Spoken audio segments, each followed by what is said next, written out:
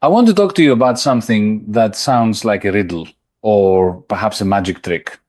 Every major nation on earth is drowning in debt. The United States owes $38 trillion. China, 18 trillion. Japan carries debt worth 230% of its entire economy. The United Kingdom, France, Germany, all deeply in the red. And yet, somehow, the world keeps turning. Money keeps flowing. Markets function. So here's the puzzle that keeps people awake at night. If everyone is in debt, who exactly is doing the lending? Where does all this money come from? It's a perfectly reasonable question. When you borrow money from a bank, the bank has that money. It came from somewhere: depositors, investors, the bank's capital. There's a lender and a borrower. Simple. But when we scale this up to nations, something very strange happens. The arithmetic stops making intuitive sense. Let me walk you through what's actually happening, because the answer is far more interesting than most people realize. And I should warn you, once you understand how this system really works, you'll never look at economics the same way again. Let's start with the United States, because it's the easiest case to examine. As of October 2025, American federal debt hit $38 trillion. That's not a typo. 38 trillion. To put that in perspective, if you spend $1 million every single day, it would take you more than 100,000 years to spend that much money. Now, who holds this debt? Who are these mysterious lenders? The first answer might surprise you: Americans themselves. The largest single holder of United States government debt is actually the Federal Reserve, America's central bank. They own roughly $6.7 trillion of treasury securities. Think about that for a moment. The American government owes money to the American government's bank, but that's just the beginning. Another $7 trillion is held in what we call intragovernmental holdings. This is the government owing money to itself. The Social Security Trust Fund owns 2.8 trillion of United States debt. The Military Retirement Fund owns another 1.6 trillion. Medicare holds a substantial chunk. So the government borrows from Social Security to fund other programs and promises to pay it back later. It's like borrowing from your left pocket to pay your right pocket. So far, we're at about $13 trillion that America essentially owes to itself. That's more than a third of the total debt already. The question, who's the lender, becomes strange, doesn't it? But let's continue. The next big category is private domestic investors, ordinary Americans, through various channels. Mutual funds hold about 3.7 trillion. State and local governments own 1.7 trillion. Banks, insurance companies, pension funds. Together, private American investors hold roughly $24 trillion of United States debt. Now, this is where it gets fascinating. Where did these pension funds and mutual funds get their money? From American workers, from retirement accounts, from ordinary people saving for their future. So, in a very real sense, the American government is borrowing from its own citizens. Let me tell you a story about how this works in practice. Imagine a school teacher in California. She's 55 years old, been teaching for 30 years.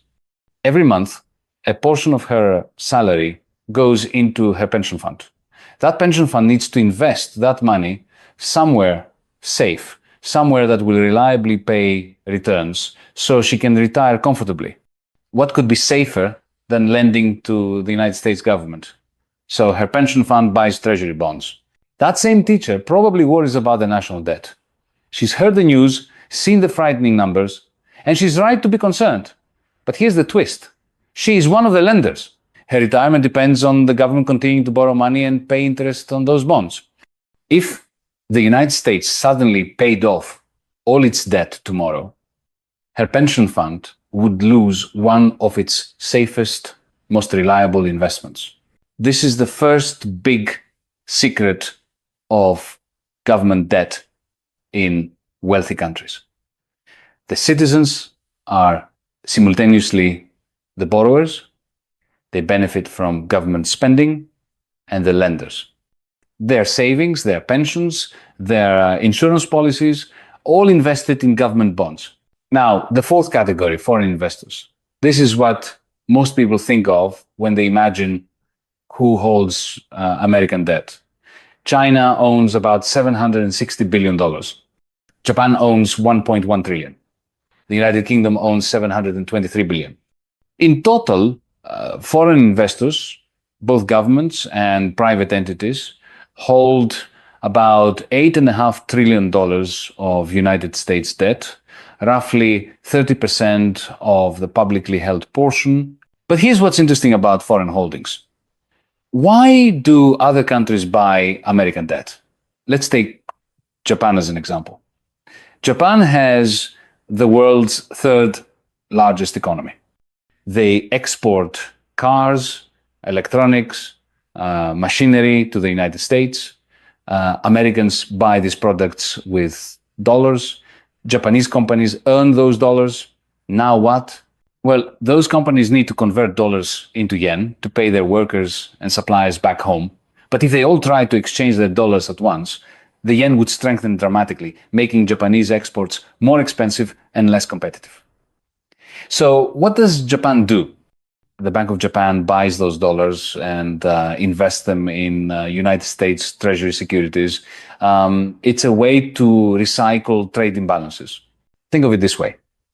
America buys physical goods from Japan, Sony televisions, Toyota cars. Japan takes those dollars and buys American financial assets, treasury bonds. The money flows in a circle. The debt is just the accounting record of that circular flow. China operates on the same principle, though their motivations are more complex. For years, China deliberately kept its currency weak to boost exports. They accumulated massive dollar reserves. What do you do with $3 trillion? You can't exactly stuff it under a mattress. The United States Treasury market is one of the few places deep enough and liquid enough to absorb that much money. So they buy treasury bonds. This brings us to a crucial point for much of the world. United States government debt isn't a burden being forced on unwilling lenders. It's an asset they want to own. Treasury bonds are considered the safest financial asset in the world. When uncertainty strikes, a war, a pandemic, a financial crisis, money floods into United States treasuries. It's called flight to safety. But I've been focusing on America. What about the rest of the world? Because this is a global phenomenon. Global public debt now stands at $111 trillion. That's 95% of the entire world's economic output. The debt has grown by $8 trillion in just 1 year. And here's the crucial fact. The United States and China together account for more than half of all government debt in the world. 38 trillion for the United States, 18 trillion for China. These two countries are essentially the anchors of the global debt system. Japan presents perhaps the most extreme case. Japanese government debt is 230% of gross domestic product. If Japan were a person, this would be like earning £50,000 a year and owing 115,000 bankruptcy territory, right? And yet, Japan continues to function. Interest rates on Japanese government bonds are close to zero, sometimes even negative. Why? Because Japanese citizens buy the bonds. Japan's debt is almost entirely held domestically. Japanese banks, Japanese pension funds, Japanese insurance companies, Japanese households, they own 90% of Japanese government debt. Think about the psychology of that for a moment. Japanese people are famous for being high savers. They sock away money diligently. But where does that money go? Into government bonds, because they're perceived as the safest place to store wealth. And what does the government do with that borrowed money? It spends it on schools, hospitals, infrastructure, pensions, benefiting those same citizens. It's a closed loop. Now, we come to the mechanism that really explains how this entire system works. It's something that sounds arcane, but it's absolutely fundamental. Quantitative easing, or as it's sometimes called, QE. Here's what quantitative easing actually is. Central banks create money out of thin air. And I mean literally, create it. Digitally, with keystrokes, and use that newly created money to buy government bonds. Let me say that again, because it's important. The Federal Reserve, the Bank of England, the European Central Bank, the Bank of Japan, they don't have to find money somewhere to lend to their governments. They create it. They increase the numbers in their accounts. That money didn't exist before. Now it does. During the financial crisis of 2008 and 2009, the Federal Reserve created about $3.5 trillion this way. During the COVID pandemic, they created another 4 trillion. The money didn't come from anywhere. It was simply created. Now, before you think this is some kind of elaborate fraud, let me explain why central banks do this and how it's supposed to work. During a crisis, a financial meltdown, a pandemic, the economy seizes up. People stop spending because they're afraid. Businesses stop investing because there's no demand. Banks stop lending because they're worried about defaults. This creates a vicious cycle. Less spending means less income, means less spending. The government needs to step in, build hospitals, send stimulus checks, save failing banks, whatever the emergency requires. But the government also needs to borrow enormous amounts of money to do this. In normal times, there might not be enough willing lenders at reasonable interest rates. So the central bank steps in, it creates money and buys government bonds, keeping interest rates low and ensuring the government can borrow what it needs.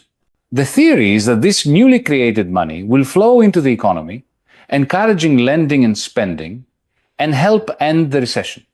Once the economy recovers, the central bank can reverse the process, sell those bonds back into the market, destroying the money, bringing things back to normal. That's the theory.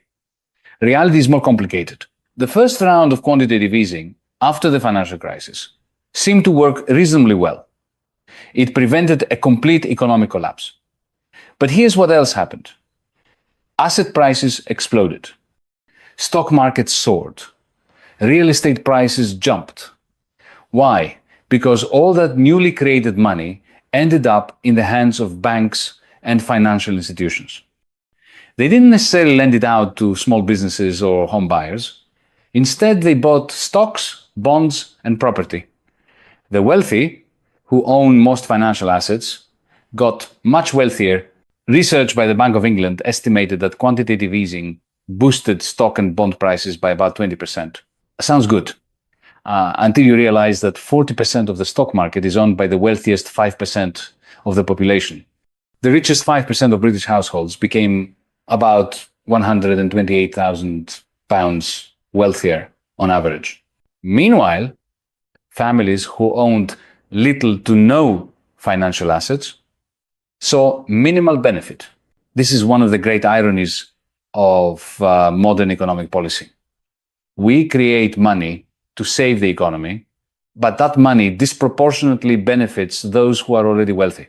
The system works, but it exacerbates inequality. Now, let's talk about the cost of all this debt. Because debt isn't free.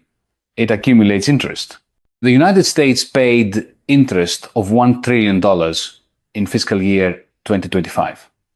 That's right, $1 trillion just in interest payments. That's more than the country spends on its entire military. It's the second largest item in the federal budget, behind only Social Security. And that number is rising fast. Interest payments nearly tripled over 3 years, from $497 billion in 2022 to $909 billion in 2024. By 2035, interest payments are projected to reach $1.8 trillion per year over the next decade. The United States government will spend $13.8 trillion just on interest. Not on schools, roads, healthcare, or defense. Just on interest. Think about what that means. Every pound, every dollar, every euro paid in interest is money that cannot be spent on anything else. It's not building infrastructure. It's not funding research. It's not helping the poor. It's just paying interest to bondholders. And here's the cruel mathematics. As debt grows, interest payments grow. As interest payments grow, deficits grow. As deficits grow, more borrowing is needed. As more borrowing happens, debt grows. It's a feedback loop. The Congressional Budget Office projects that by 2034, interest costs will consume roughly 4% of America's entire economic output. They'll account for 22% of all federal revenues, meaning more than $1 in 5 collected in taxes will go purely to interest payments. But America isn't alone in this predicament. Across the OECD, the club of wealthy nations, interest payments now average 3.3% of gross domestic product. That's more than these governments collectively spend on defense.